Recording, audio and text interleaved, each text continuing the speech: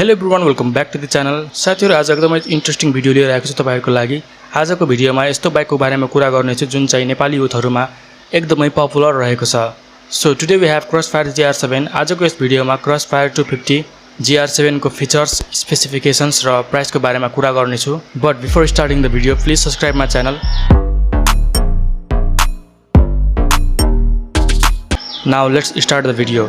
सबैभन्दा सुरुमा यसको प्राइस रहेको छ 5,45,000 रुपीस। कुरा गरौँ यसको हेडलाइटको बारेमा। सो यसमा हामीले हाई क्यापेसिटी CRC हेडलाइट पाउन सक्छौँ जुन चाहिँ खास गरी अफरोडको लागि दिएको छ। इन्जिनको कुरा गर्नुपर्दा यसमा चाहिँ 249.6cc को इन्जिन पाउन सक्छौँ भने जुन चाहिँ एकदमै पावरफुल इन्जिन रहेको छ। फ्युल सप्लाई सिस्टमको कुरा गर्नुपर्दा यसमा कार्बोरेटर फ्युल सिस्टम दिएको छ। कुलिङ सिस्टम यसमा लिक्विड कुलिङ सिस्टम रहेको छ र त्यसको साथै डबल रेडिएटर एयर सर्कुलेटिङको साथमा एसिस्टिङ फ्यान पनि दिएको छ।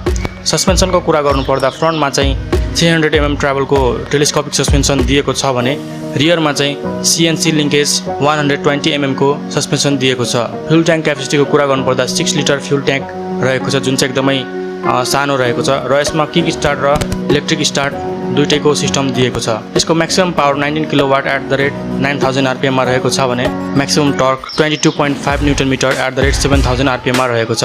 र टायर्स र ब्रेकको कुरा गर्नुपर्दा फ्रन्टमा 3.0021 को टायर साइज रहेको छ भने रियरमा चाहिँ 5.10.18 को टायर रहेको छ।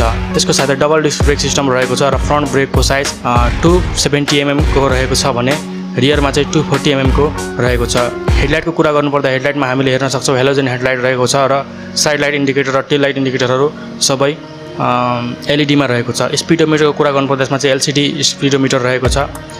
सो साथीहरु, यो थियो Crossfire GR7 250 को बारेमा। यस भिडियोभन्दा अगाडि मैले इलेक्ट्रिक बाइकको भिडियो बनाएको थिएँ र त्यो पनि हेर्नु होला र च्यानललाई सब्स्क्राइब गरेर बेल आइकन पनि प्रेस गरिदिनु होला।